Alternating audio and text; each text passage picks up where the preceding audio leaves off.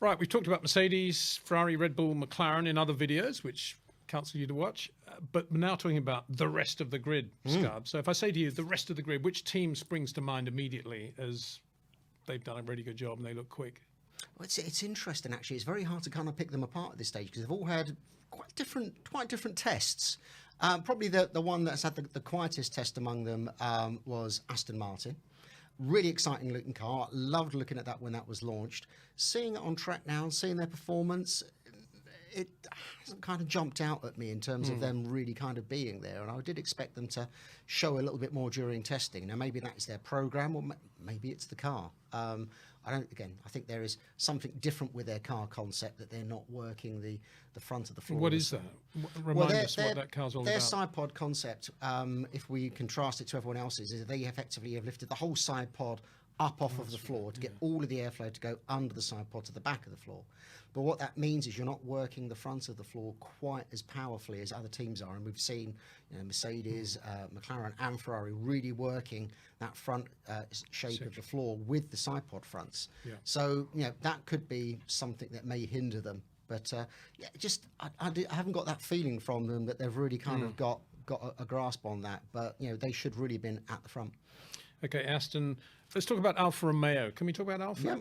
Yeah. Presentation-wise, I think they've won the race already, haven't they? Look fabulous in terms of... Well, I think the red could be a little bit brighter, but in terms of just general presentation and merch and everything else, they look pretty sharp. Yeah, I think every year we see, Sauber, Alfa Romeo, whatever we want to call them, produce an interesting-looking car with some great livery. I think this year is no example, but when you actually look at what they've done on track, it's been a pretty terrible year, and you have to wonder if they are, potentially going to be glued to the back here. They've had unreliability problems. They've really lacked running when they've been out there.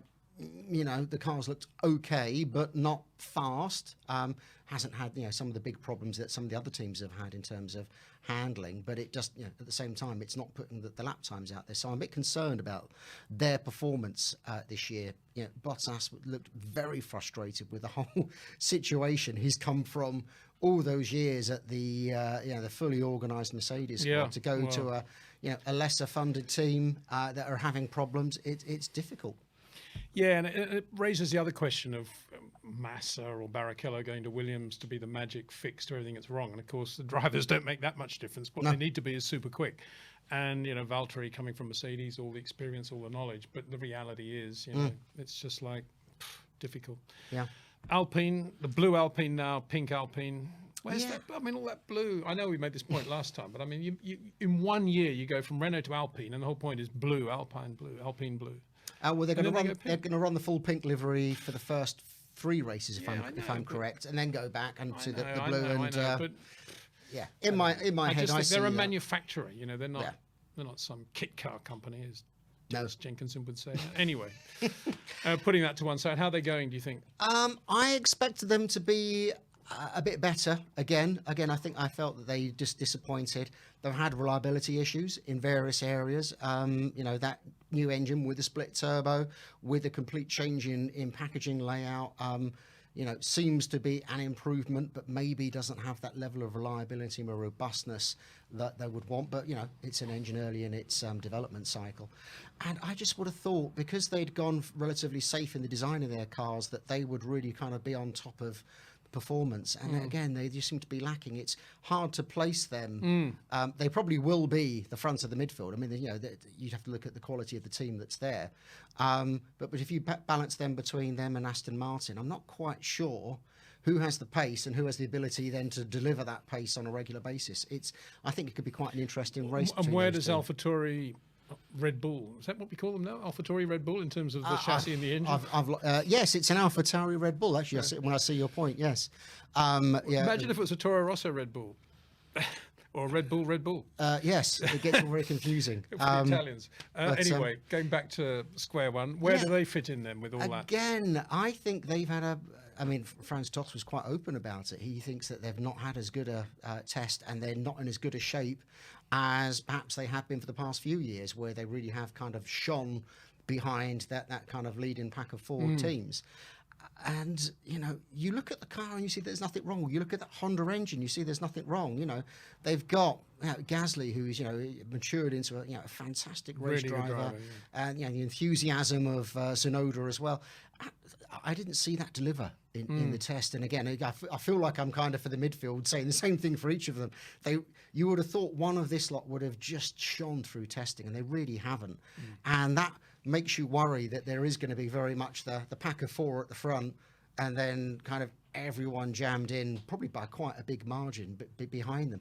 And that's not what we wanted from these rules. You want kind of everyone to kind of concertina up. Now, it may mean that we get a really fantastically tight midfield battle throughout the thing, but we want them to be pushing for, points and potential podiums when it all kind of goes pear-shaped for the leading teams. And at this stage, it's not feeling that way. It looks like these rules really have kind of pushed them absolutely to the limit of what they're able to deliver in the time available. Yeah, and as Frank Durney says in that interview we put out last week, it is a big question. You've got CFD, you've got wind tunnel, you've got a combination of both, you've got correlation issues, and you've got a massive budget problem, and you've got a time problem. And so you've got to be right on it in terms of knowing exactly what you need to do in order to solve this particular problem. And we know what Frank Durney thought. Get into the tunnel, CFD in this sort of pressure zone is going to be a difficult tool. But anyway, that's another video. Just talking about Alpha Tauri, Red Bull. Got to give them full marks for putting out that footwell cam of Pierre Gasly from Barcelona. I've been banging on about this for I don't know how long, ever since Grand Prix in '66, I think. Yeah. But the footwell is such a critical part of the package, and it was so nice to see that. And the team did that. It was their initiative. And I guess we just have to say why it isn't going to happen, because space, obviously. And the main thing is lighting as well, isn't it? Getting the lighting perfect for that area. It's a difficult situation. Yeah. You've got to remember this. So this is a safety area as well. So that where your legs pass through the footwell of the car is full of padding. So you can't put a GoPro and some LED lights there simply because there isn't space, and it wouldn't be safe in an accident for drivers' legs to be clattering against hardware like that. Equally, you can miniaturize this stuff. It could be possible with some, cooperation of the teams and the FIA. It would need regulations, though, to make it happen. It would definitely have to have regulations. But equally, if you have too much light there, I'd imagine as a driver, seeing a glow coming from within the cockpit may be a bit worrying. But for someone that has a real thing for race car pedals, I mean, I collect dozens of them. If you Google F1 pedals, there's a picture I took of the Red Bull back in 2009 or something. That's the first one that comes up, and it gets copied by everybody because you just never see them. And it's such a fundamental part of driving. You see the steering wheel, and people love the tech of the steering wheels, but when you see these carbon fiber aluminium pedals with all of the sensors and the master cylinders going on underneath, people need to see this sort of stuff, and it would be interesting. Exactly right. And one thing I would say about the footwell cam is that you've got to see it in relation to the hands as well, and what the car is doing. Absolutely, and you've got to have that right on board in the right angle above the driver's helmet, and then it all adds up, because then you can start to look at brake pedal pressure decrease, which is just as important as when you apply the brakes in the first place. And it was interesting in the tests, watching Lance Stroll through the very quick left going into the tight thing. He was braking. I don't know how quick his lap was. He looked to be going reasonably quick at that moment. He was braking through the kink. But that's where, if we'd had the footwell cam, we could have known what he was actually doing at that point, because all you could see was the green, the red against the green on the dash. And that's something we're missing in the overall show. But anyway, there we go. Let's talk about Haas and their Dallara chassis and their Ferrari engine. How are they doing? Obviously, they've gone through the whole thing with Ukraine, and I think they've reacted really well to that. And I don't know, I tweeted out when we knew that we were going to lose the Russian that it would be lovely to see Pietro Fittipaldi be given a chance after all this time, because he did do pretty well in the junior categories. But beyond that, let's have an American in the American team, But it's not. It's Kevin Magnussen again. No, nothing against Kevin at all. But, it is a bit boring, isn't it, to go back to that again. We could have had a young American in there. As it is, Colton Herta is going to be testing for McLaren, so that's good. Full marks, Zach Brown, for that. No, really. Yeah. To be doing Indy and everything the way he is, and getting good people to run the operations, and on top of it now, and giving young drivers like Colton Herta a chance, brilliant to see. But it's a shame he's not in the Haas, actually, I think. Yeah, I think there was an opportunity to put someone quite different into the car. Yeah. Especially even just for the first few races. And maybe, I don't know where Magnussen's contract is, whether it's for the year or No, not. I think it said full is it for the season. year? Yeah, I think it would have been nice that. which suggests there's a bit of money there, I would imagine. And I think the other thing that might suggest is that they've got a degree of confidence in this car that maybe they haven't had for a few years now. So again, let's just brief history of Haas. Or the opposite, they don't have any confidence at all, so they need somebody who's actually quite experienced and quick. Well, it could be that. Hear me out on this one then. Okay. So, history of Haas, listed parts from Ferrari. Yeah. They started out very well in the first few years, then kind of tailed off, and these past 2 years have been very difficult for them. They effectively didn't develop the 2020 car, which meant the 2021 car had no development whatsoever. They put all their eggs in the 2022 basket. And certainly when the VF22 was rolled out to us, the level of detail on there went beyond what anyone else has, even at this stage, shown us on their cars. It's a fantastically detailed car. I don't want to use the word developed because that suggests performance. And then they've obviously had this pre-season from hell with, sponsors, drivers, freight being lost. Everything that could go wrong has gone wrong. But then, through most of the testing, they've not looked amazing. But we have seen, certainly in the evening sessions in Bahrain, where they were allowed to do an extra hour or two, the car came alive and they were able to put in some very, very fast laps. Now, again, it's testing, slightly different time of day, slightly more beneficial for fast lap times. But they have shown that there can be some pace in that car, which is great. And maybe It is great. Maybe this is the payback for the pain that they've had for these past few years, that they're going to have a car that maybe will bring them off the back row of the grid and bring them into this very tight midfield. Let's hope so. That's a point well made. And then Williams. How did Williams look to you? Interesting car. For me, it's the most interesting car out there.